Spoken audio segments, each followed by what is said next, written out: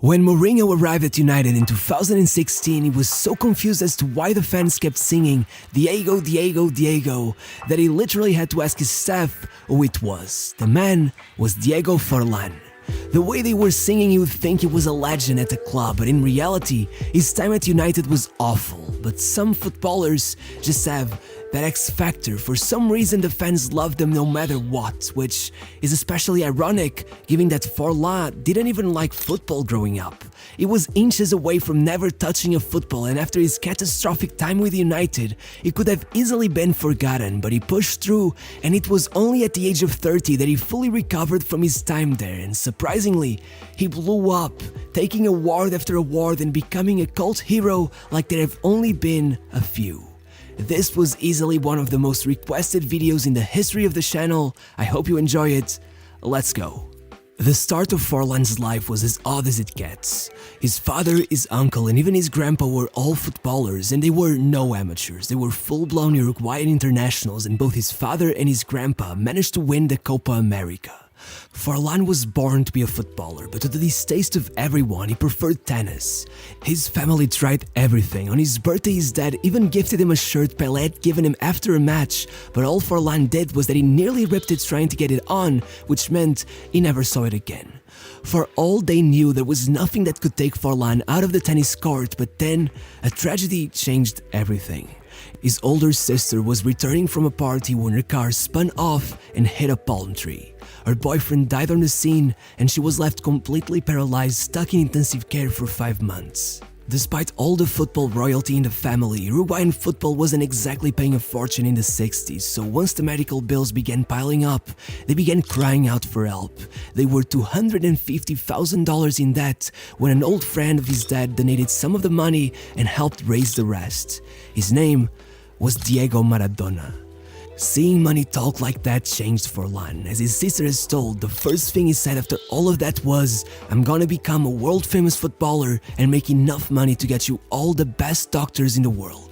And though he clearly wasn't lying, being already 12, he had some serious catching up to do, which might explain why he would become such a late bloomer. Despite the circumstances, hearing that he wanted to follow football was music to everyone's ears, and so they moved mountains trying to make it all easier for him, and after 4 years playing at Danubio, now 16 years old, they got him a trial at Nancy in France, which he clearly didn't deserve at that point, meaning it went horribly wrong, and after a few months he was already being sent back. Still, he didn't let the fact that he had just blown his head start put him down. He left Uruguay once again and joined Independiente's academy in Argentina, the same team his grandpa had played for more than a half a century before him, and this time around, it all went well. At 18, he got his first match for the main team, at 19 he started putting some numbers on the board, and at 20, fittingly enough, he was already scoring 20 goals a season, despite Independiente going through such a rough patch that he finished 2 points off of the bottom of the table at one point. Regardless, not only was Forlan their top scorer by a mile, he was putting on man-of-the-match performances week in, week out. He was more than a goal scorer. Some didn't even see him as a striker at all. He was something else, one of the first prototypes of the modern striker. And after starting his season with a hat-trick against Vélez Sarsfield and 10 more goals in the next 3 months, they say it was Maradona who alerted his contacts in Europe, and once again, the cards were on the table, and though for long it seemed Middlesbrough would be the one to be dealt, they would be paying the 11 million euros of his transfer fee in installments, which allowed Sir Alex Ferguson to swoop in with a money bag, offering to pay that same amount immediately, and in a blink of an eye, Forlan was no longer a Diablo Rojo, he was now a Red Devil. But maybe they should have kept in mind that he was still only 22 and had played less than 100 matches so far, because things didn't go well. Not well at all. Forlan seemed far too eager to make it. He wasn't just giving it his all, he was giving it far too much, charging down the pitch in the most chaotic of fashions. Every pass seemed to go astray, every shot was a disaster. It almost seemed supernatural.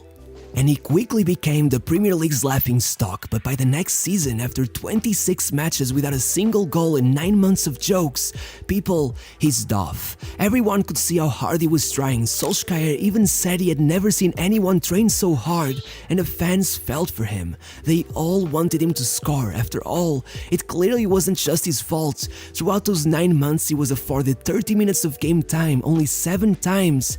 At the end of the day, United were stacked. Solskjaer was still banging in goals, Van Nistelrooy was at the peak of his powers, and while Forlan preferred to play with a partner, Van Nistelrooy was never going to share the limelight with him. That just wasn't his style. However, David Beckham did not have a problem with that, and on a fateful night playing against Maccabi Haifa, he gifted Forlan with a chance to take a penalty. The whole stadium gasped for a second. If he somehow missed even this, surely he had to be under a curse. Commentator Peter Drury put it better than anyone else.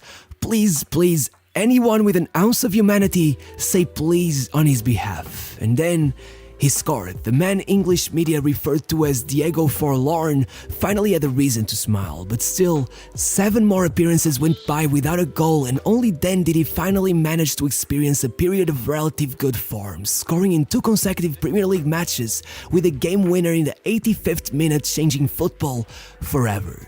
Forlan, completely euphoric, took off his shirt celebrating and then struggled so much with putting it back on. Though, quick side note, Nike's jerseys had some undershirt technology gimmick that year that made it pretty hard to put them on. Regardless, as I was saying, the game was restarted and Forlan ended up iconically running around the pitch with his shirt off, even slide tackling an opponent before someone from the bench helped him out with this whole thing. But what makes this even more hilarious and historical, as I said before, is that many believe this was the moment that led FIFA to finally ban players from taking off their shirts, which every single fan wishes they hadn't done, but it is what it is.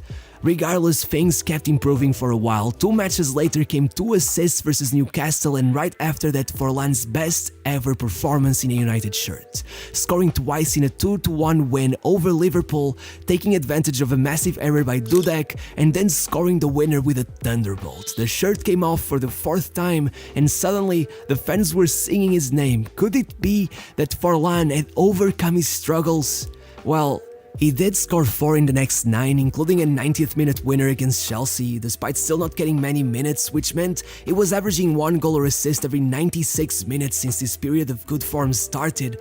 But despite this, then it just happened all over again. 9 months without scoring, all the way into the following season, even getting the worst miss of his career against Juventus, before randomly getting 7 goals in 9 matches and then disappearing again. Could this all be any more frustrating? Well, it certainly became more frustrating for Forlan, who in his final appearance for United failed to follow Sir Alex's advice to change his studs before coming in, and ended up slipping and missing the chance that could have given United the draw. So, with Sir Alex furious and an 18-year-old Rooney coming in, Forlan took the axe and was cut from the squad. In the end, he was sold to the highest bidder. First, it seemed he could be going to Bilbao, who, despite their Basque players' only rule, could take in Forlan as his grandma was actually from there. But then, he ended up joining Villarreal instead for just 3.2 million euros, 4 times less than United had paid for him. With such a disappointing fee next to his name, moving to a city with a population smaller than Old Trafford's capacity, no one could have guessed that now 26-year-old Forlan would become one of the greatest late bloomers the game has ever seen. Joining forces with the talented Juan Román Riquelme, the South American duo took a Villarreal team that had been promoted only 4 years earlier and brought them to a whole new level. It was like watching Rocky Balboa go up the steps and put his fist in the air. This was his redemption plot.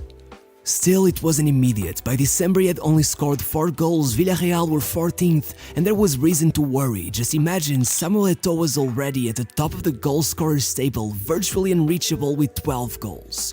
Forlan even began getting dropped to the bench, but then 13 goals in 15 matches, he had once again popped off midway through the season, and Eto'o was suddenly only 3 goals in front. But would Forlan disappear again? Not this time, as Villarreal needed him the most. He finished the season with 5 goals in his last 2 matches, including a hat-trick at the Camp Nou to tie the match to 3 goals after having already gotten a brace against him in January, beating all the odds, taking over Samuel Eto'o, winning the league's top scorer award, taking Villarreal to the Champions League, winning the European Golden Boot and being nominated to the Ballon d'Or. Forlan had completely changed the path of his career in a matter of months. When asked how he managed to do that, he answered, "In Spain, I get 90 minutes to play, then 5 days of rest, and we go again. In England, with 10 to 15 minutes a match and without the backing of the coach, how was I supposed to play?"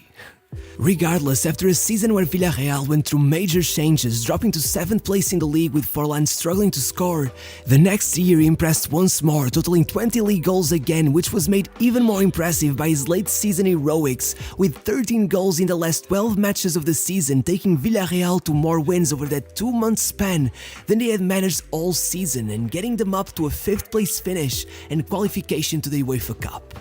Now back to his best. Once Fernando Torres left Atletico, the answer was obvious. Who better to partner with Kun Agüero than another matador from Independiente? And so, Forlan joined them for 21 million and once again completely changed the path of the club.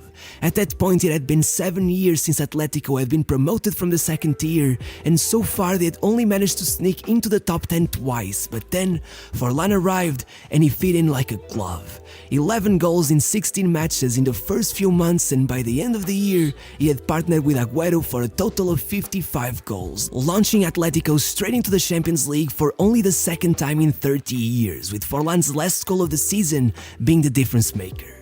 Having a season like this at 30 years of age was already a surprise, but the next year, he blew every pre-established idea anyone had about him out of the water.